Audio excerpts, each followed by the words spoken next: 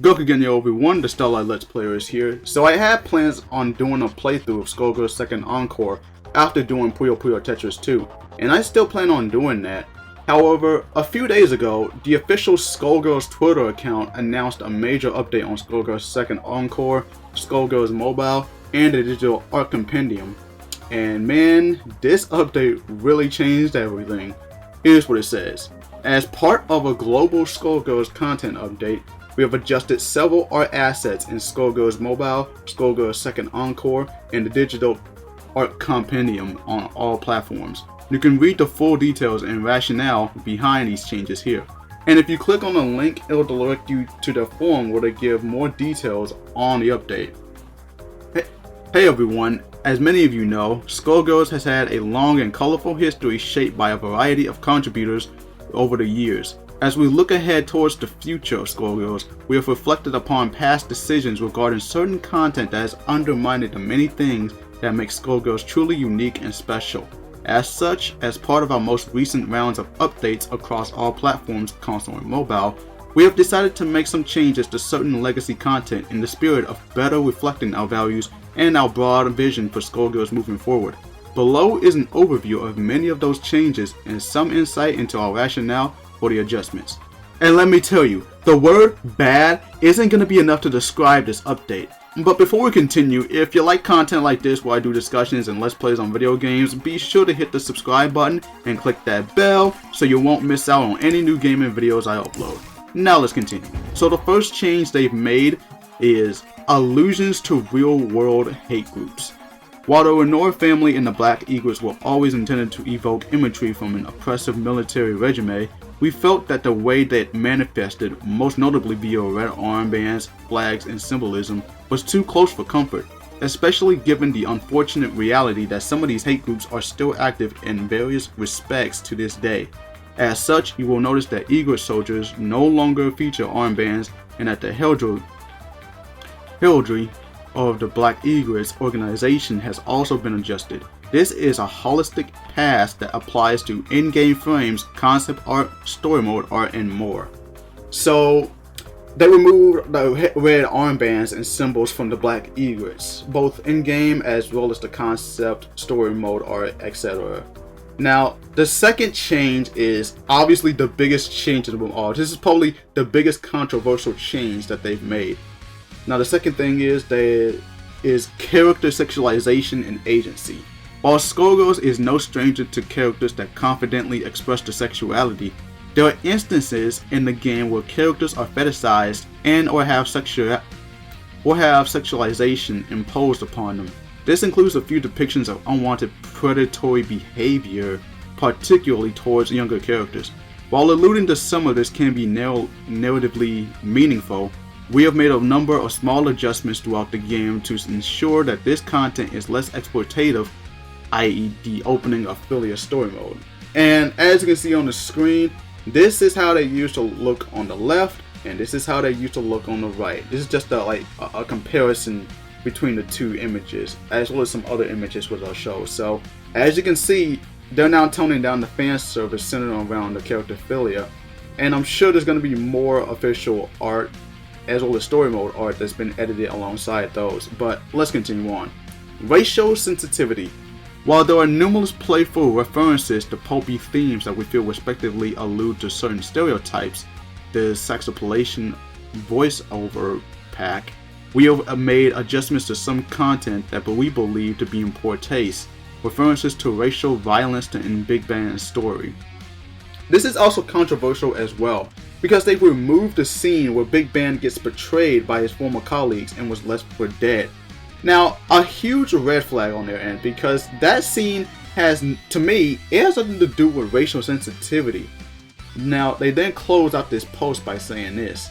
We of course realize that some members of the Skullgirls community may disagree with these changes. Yeah, I'm pretty sure it's not just some, it's the majority of the Skullgirls community. So, I wouldn't call it some members, okay? So, but let's continue. Either in terms of how we choose to address them or whether they were in fact issues that warranted addressing in the first place. Please know that all of these choices have been made following carefully consideration and lengthy discussion among all members of the current development team. Beyond this post, we do not intend to discuss the particulars of these changes further. We are confident that this will provide a more sound foundation for Skullgirls that we can all be proud of as we continue to grow and expand the universe in the years to come.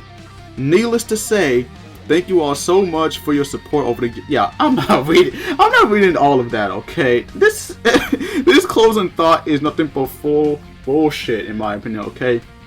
But anyway, this new development team thought it would be a good idea to tone down Skullgirls a little bit. And yes, I say new development team because the old development team of Hidden Variable, they have nothing to do with this ambitious update, which pretty much says a lot about this weird choice. Honestly, if I were to give my thoughts on this update, this isn't the first time this game got hit with censorship. If you want details on that, check out Censored Gaming's video on Skullgirls where they talk about the changes being made to Skullgirls years before this update became a thing. But to change and get rid of the aspects that made your game successful is very disappointing and ridiculous. Like, why change something that wasn't a big deal? Fan service has been a staple in video games. Seven Kagura has it, Neptunia has it, as well as the Galgun series, and many more. But out of those franchises, Galgun stayed true to the one thing that got them on the map. The remake of Galgun never got a PS4 version due to some of these bullshit and hypocritical censorship policies. Hell, the Xbox One version was cancelled as well due to the same issue. So only the Switch and PC got the remake, which was very smart on indie creators' side because they know what the fans want. Unlike the new development team of Hidden Variable, who's turning their backs on the majority of fans who enjoy the fan service of Skullgirls. Like, literally, this game was released over a decade ago and nobody complained about the stuff that's in the game. So why feel the need to change it when nobody asked for this? I understand that it's their product and they're allowed to do whatever they want with it, but they need to understand that the majority of their audience enjoy the things that made them successful in the first place. Removing the armbands from the Black Eagles is one thing, but all of this over some panty shots? Come on! If Philia is wearing a miniskirt, obviously there's gonna be some panty shots. I don't really see what's the big deal about it. It's just a drawing. It's not gonna hurt anyone. And removing the main aspect of Big Band's story is one of the stupidest things they've done. I didn't even mention much about the digital art compendium, something that people paid for, and yet they're removing some of the art from it. That is also fucked up on their part. I really don't see how this benefits everyone because the majority of their fan base are not liking these changes being made. They can ignore this problem all they want, but we won't forget this. Hidden Variable, you all should be ashamed of yourselves. Now you might have noticed that the gameplay footage of Philia is different from the update. I did post about it on Twitter, which you should follow me by the way, that the Switch version was left intact. Also, to add on to it, the PS3 and Xbox 360 versions didn't get the update either. I don't know if the PS3 version is still available, but if you got a Nintendo Switch, I recommend getting that version for the time being and pray that it doesn't get hammered, well, censored hammered like the PS4, Steam, and mobile versions. The Xbox 360 version is still available, but it doesn't have the full roster. Still, if that doesn't bother you for one bit, then go for it.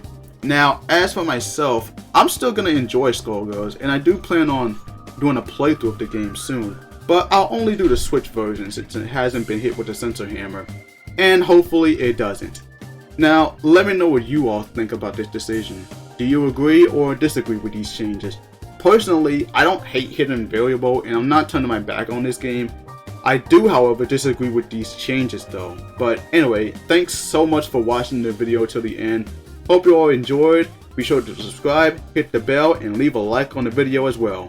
More gaming videos will be on the way soon, but until then, this is the Starlight Let's Player signing out.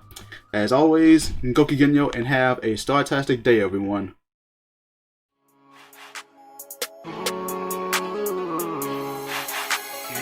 I knew I would fulfill my dream, yeah. They knew I started from the bottom, now I made it, yeah. The possibilities are endless, yeah, I say, yeah. I got the roots and I got everything I need, yeah. And now I'm chilling with a pretty gentle lady, yeah. She got a kinda gentle personality, yeah. She got them curvy hips and a booty for booty.